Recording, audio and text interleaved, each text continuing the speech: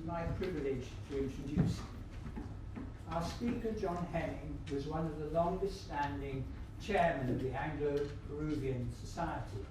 Before that, John was director of the Royal Geographical Society for 21 years, during which he organised no less than 40 talks every year, an unimaginable challenge for the Anglo-Peruvian Society's monthly effort at best. John's many publications include, as you all know, The Conquest of the Incas, and Monuments of the Incas, for which John has been well honoured by Peru. The ambassador will hopefully be arriving at some stage, and thanked by the many British and other nations' travellers who may otherwise not have visited Peru nor thought of focusing their studies on Andean and Amazonian themes. John has also been on several expeditions in the Brazilian Amazon, including unexplored places, and visiting 45 indigenous peoples, and writing a 3-volume history about them. He has also been to most parts of Peru by car, bus, backs of trucks, horse, mule, and on foot. These experiences have earned John the admiration of explorers from many other countries. John. Thank you. Thanks.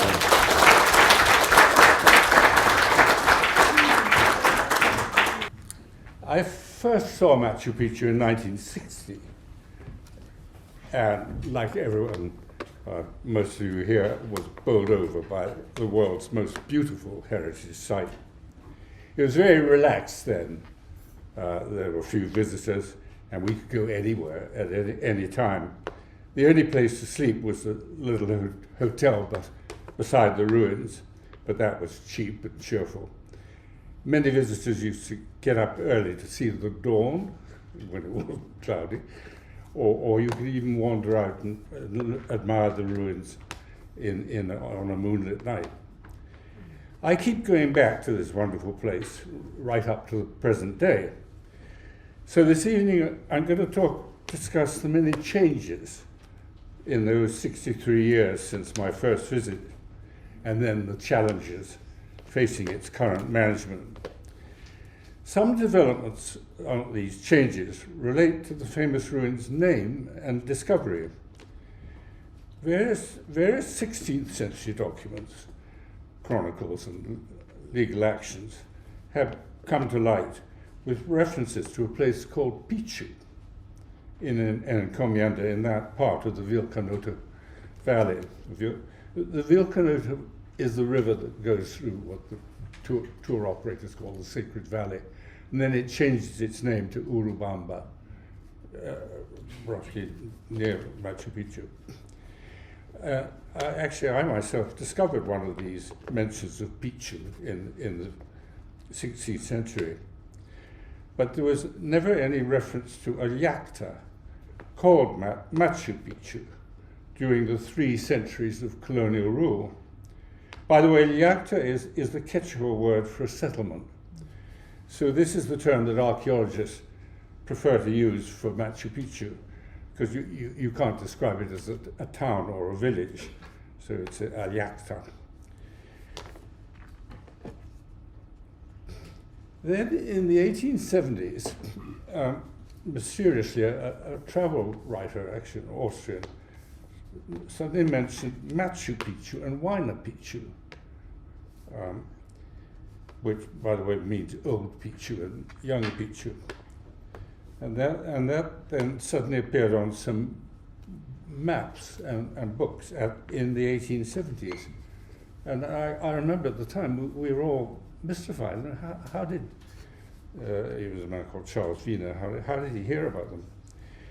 But recent research has shown that the reason those names cropped up was that a German and then an American were doing logging and mineral prospecting in that part of the Vilcanota Valley. And they mentioned those 2 hills. But Machu Picchu, I think, with them just referred to the hills, not to the Yacta. And the reason that the Yacta of Machu Picchu was unknown is because travelers in conquistador times and all through colonial times would get to the lower Urubamba, but they always went round to the east of Lake Veronica because there's a gorge just below the Machu Picchu Yacta. This is the map by a man called Hermann Goering, not the Hermann, sorry. There's Cusco, here's Ollantaytambo, and this is on Goering's map of 1870 something. And there's Machu Picchu and Huayna Picchu suddenly appearing. But the reason why the Yacta was never known is because the trail went round to the east of those mountains and then joined the river further down. And so that's why it was undiscovered for so long.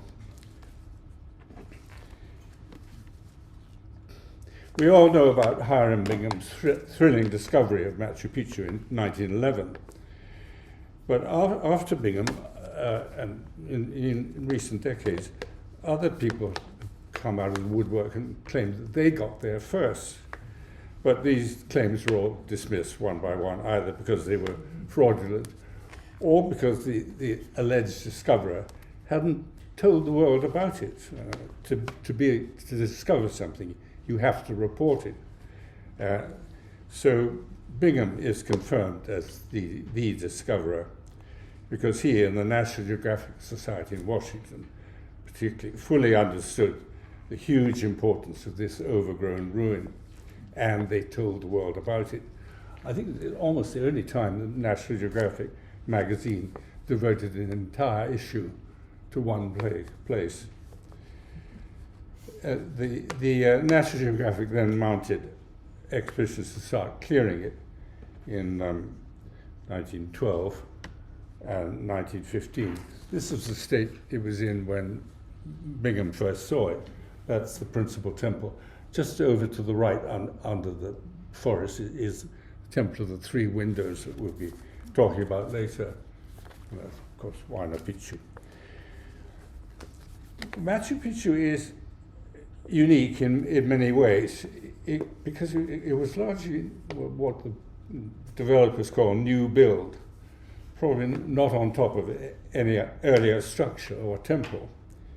It must have taken a good many years to build, but this was done as a single operation with only very minor alterations during its relatively short existence.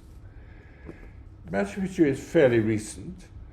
It's about 600 years old, and it survived intact because, as I said, it was undiscovered, and also because its structures were made of very durable granite, so they're all there, and it was never attacked or damaged by an enemy, but most importantly, it was never looted for its building materials, the way so many of the sites in and around Cusco, the conquistadors used all the lovely stone for their own buildings.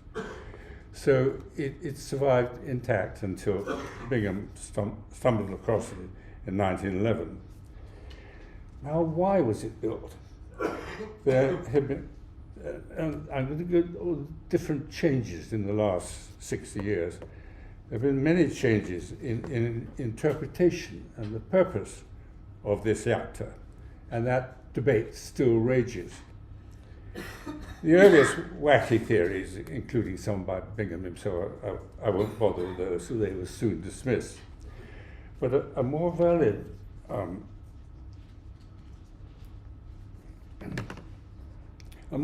explanation was that Machu Picchu was a stronghold built to protect the Inca heartland from the arrows and clubs of the lowland Amazonian forest peoples.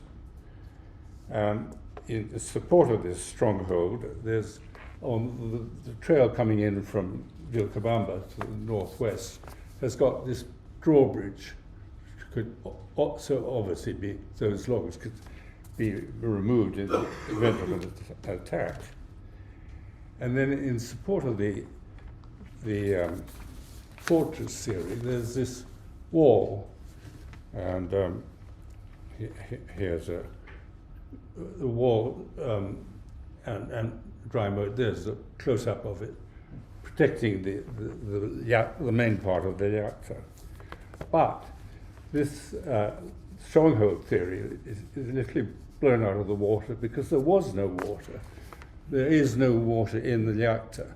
The only water comes in from Machu Picchu, and with no water, it couldn't have stood a siege for 48 hours. So that theory has gone. Also, in all the chronicles, there's never any indication of fighting between the lowland Amazonian tropical rainforest peoples and the Incas. So that stronghold theory doesn't stand up. This leaves two theories that have emerged in recent decades, both of which are still espoused by rival groups of experts. One is that this was the royal estate of the Inca Pachacuti. Each Inca built himself a palace in Cusco, but he also built a rural estate where he took his court and priesthood for part of each year. Now, Machu Picchu has all the attributes of such a royal estate. It's got great banks of terracing to grow luxury crops.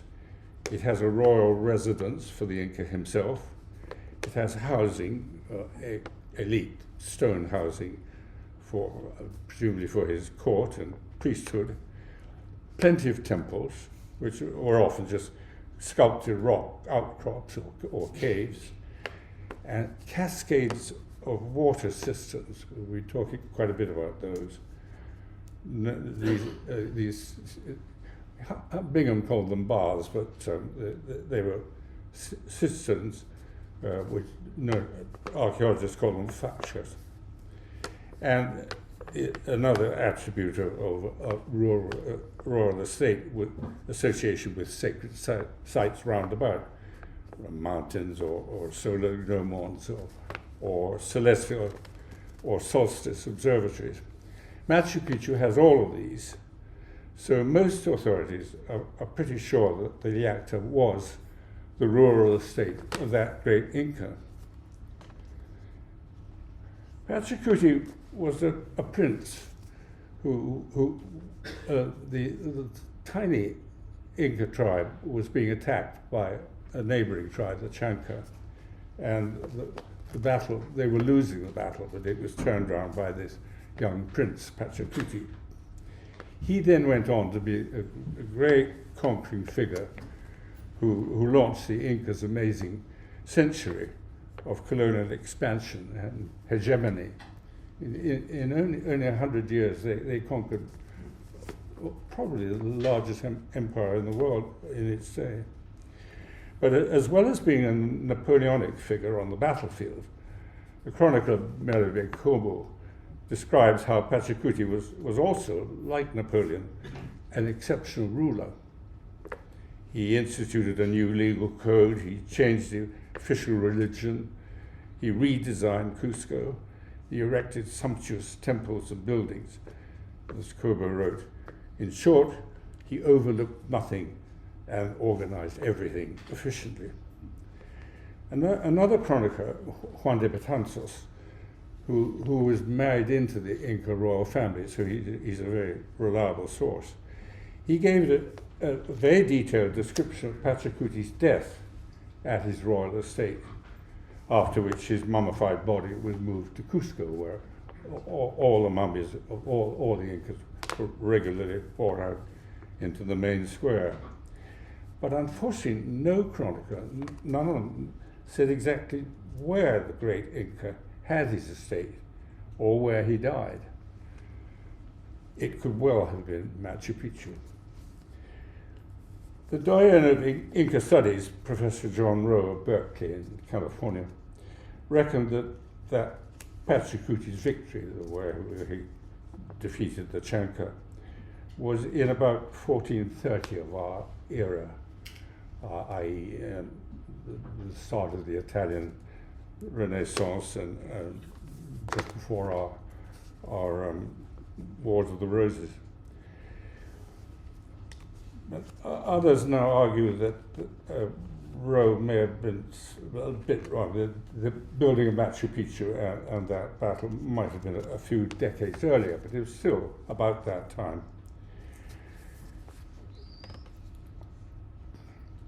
Now, the other theory that is espoused by some distinguished authorities is that Machu Picchu's purpose was entirely religious. It wasn't his rural estate, because it's a combination of a series of Inca sacred sites all along the Vilcanota-Urubamba River and along the Inca Trail, and then beyond to the northwest in Vilcabamba.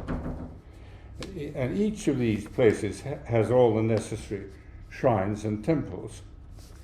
The archaeologists Brian Bauer and Chip Stanish have shown that there were at least 3 other pilgrimage sites in the Inca Empire, to each, which people were encouraged to go to them the way in Islam you're encouraged at some point in your life to go on a Hajj to Mecca.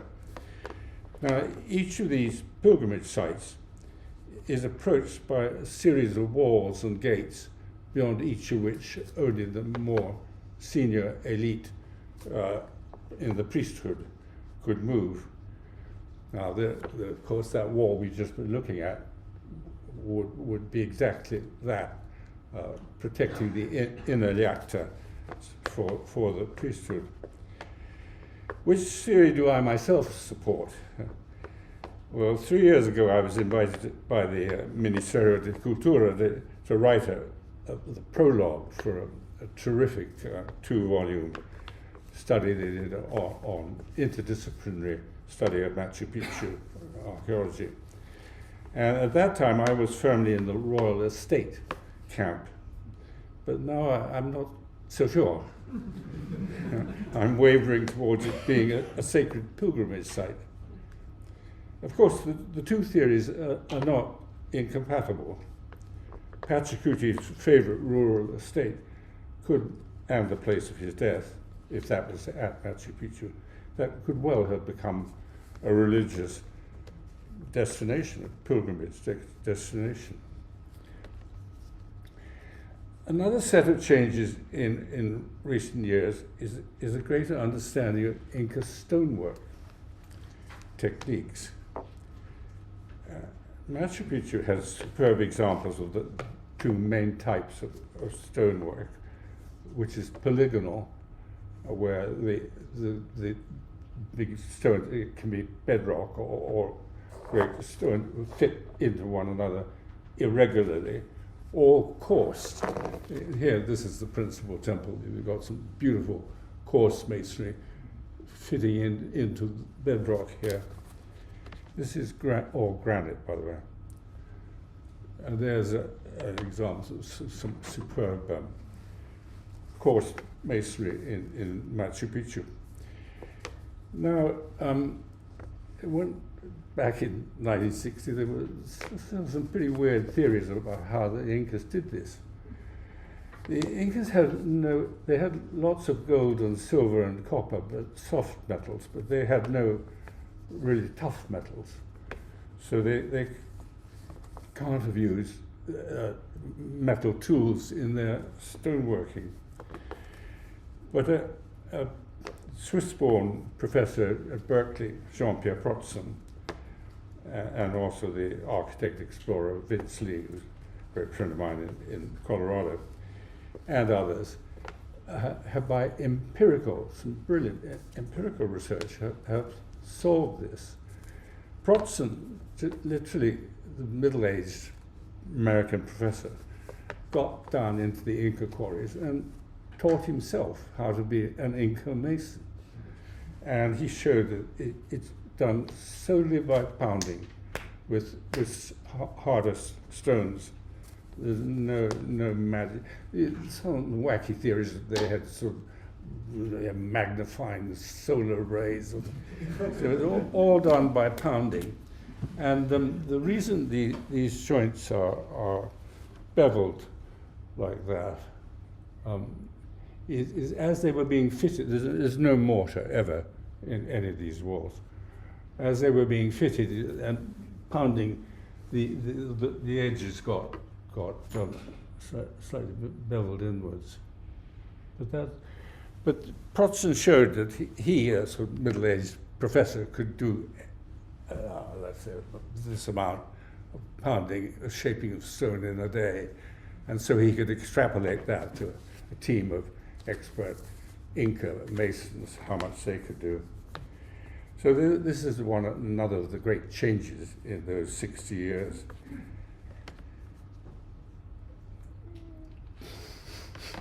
Then many of the changes have been in attributes of all the different buildings and features in Machu Picchu. Almost every single one of them has had changed the idea of what it was built for. This round structure, which is, by the way, the only round building in Machu Picchu, Bingham called it the Torreon, the big tower, but it's now known as the Sun Temple. Here it is from above. That just remind one of the lovely views you get in Machu Picchu. But it was discovered that those windows point to the two solstices, and so it clearly was on the day of the spring and winter solstice, the rays of the sun go into those windows. So it's now known as the Sun Temple. Below it, there's a hollow cave, which Bingham called a mausoleum. Let's admire for a moment the way that coarse masonry fits into the bedrock. Here it is from inside. Oh, sorry. To me, Henry Moore would have been proud to have produced a sculpture of that beauty. And remember, this is all just done by pounding.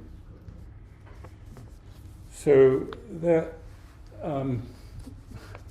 hasn't got an attribution. We don't think Bingham was right to call it a mausoleum. I think it's just a temple. Incas loved the natural world, and many of their temples. A mountain could be a sacred object, and so often their temples are just shaped outcrops of rock. Here's another thing that's had its attribution changed.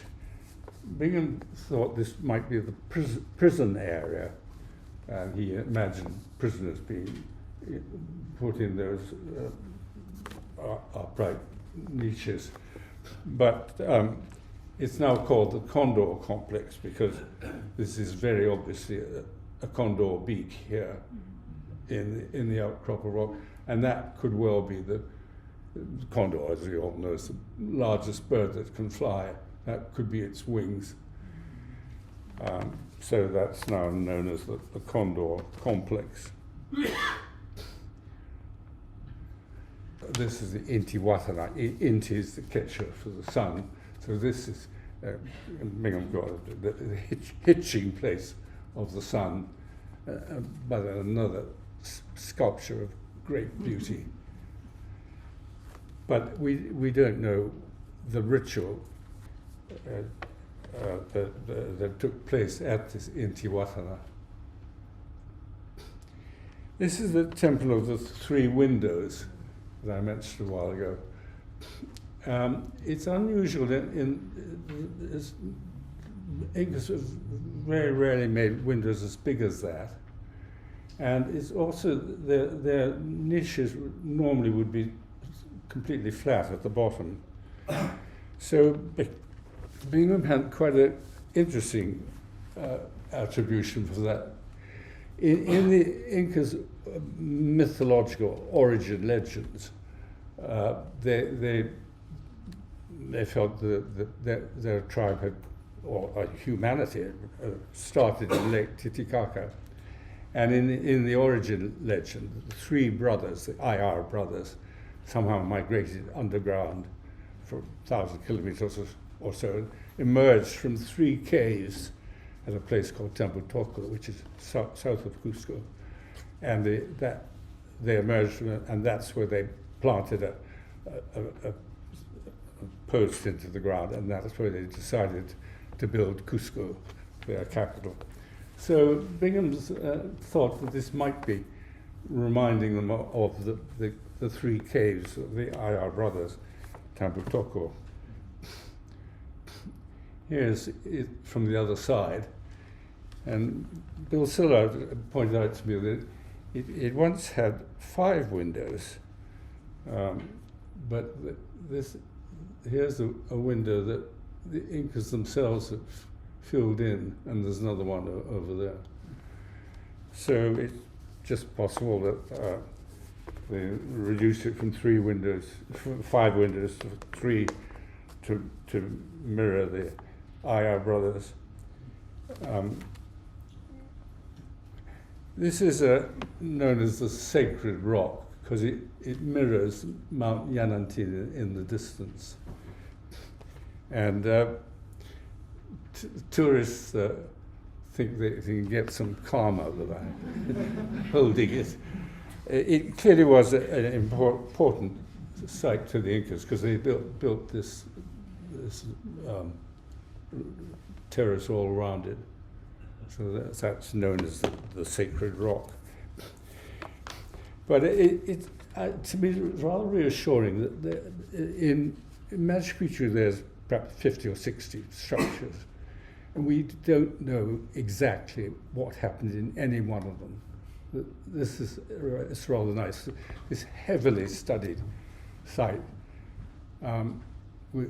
There's not a single building that we know for sure what went on in it, which I like that. There's still now another set of changes in those 60 years is new discoveries.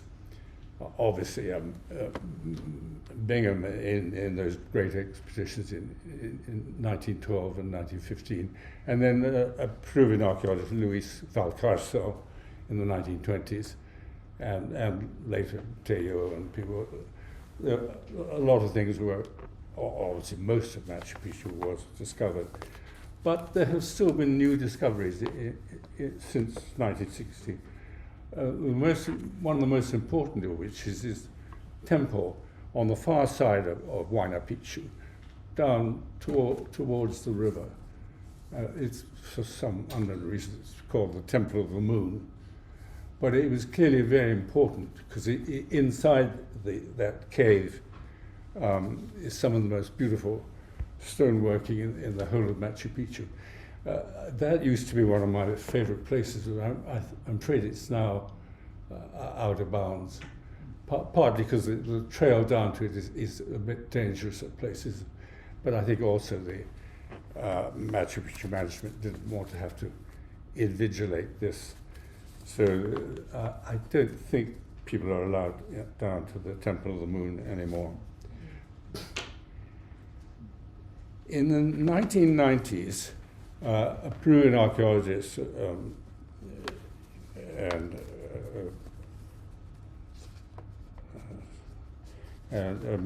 American archaeologist, water engineer called Kenneth Wright,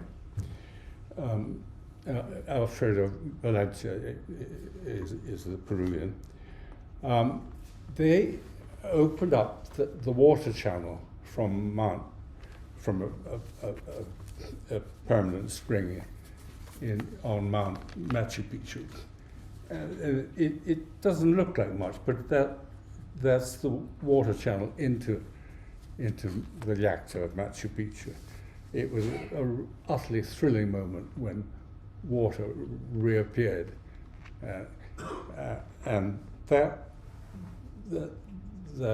channel, which they unblocked and got it all to work again, that flows into a series of baths or fractures. Bingham imagined Inca women coming and filling their water pots at these, but this cascade, there's 16 of these splashing down through the middle of Machu Picchu. And Machu Picchu is still quite quiet. In Inca times, it would have been very quiet indeed, because there's absolutely nothing of the things that we make noise with. So that splashing of that water would have been lovely for them. It's clearly religious, because and you get cascades of fractures like this at a number of different Inca sites, because the Incas and all pre-Inca societies, water was absolutely fundamental. So I'm sure that this splashing water in the middle of the site was of great religious significance. And each fracture is different. And just admire the skill of that masonry. I mean, how they got that right angle just by pounding. Anyway, I find them absolutely beautiful, these fractures. Another new discovery is on the summit of Huayna Picchu. A lot of terraces and buildings were discovered up there. And then in the 1990s, Alfredo Valencia and the same two who opened the water channel did a lot of work on the foundations, how the Incas turned a sort of jagged mountain peak into how they flattened it. And Wright and Valencia reckoned that they expended as many man-days of work on the foundations as in the entire building of Machu Picchu. I don't totally go along with that, but anyway, they did some terrific studies on the foundations. This is the whole eastern side of Machu Picchu, and let's just pause for a moment and just remind you of all these different places. There's all the fractures splashing down. There's that curved sun temple that had the beautiful mausoleum under it. Above the fractures, this is a double staircase. We'll have a look at it later. This is almost the only structure in Machu Picchu where Bingham's attribution is still is regarded as the most likely. That's thought to be the Inca's own compound. It's not quite Versailles standards, but this is fine housing, presumably for the priesthood and the court. Then you get here that's the principal temple, and there's the temple of the three windows. This is known as the plaza of the temples. And then the stairs go up to the Intihuatana there. This is the Condor complex that Bingham thought might be a prison in there. There's rocks, the Condor's wings. And then when this whole eastern side was still covered in forest, but when that was all cleared, it was shown that wall we were looking at earlier comes down and sweeps right round the southern edge. By the way, none of us will ever see this. This picture was taken by a drone in the sky. There's no mountain across it. You could get that view of the eastern flank of Machu Picchu.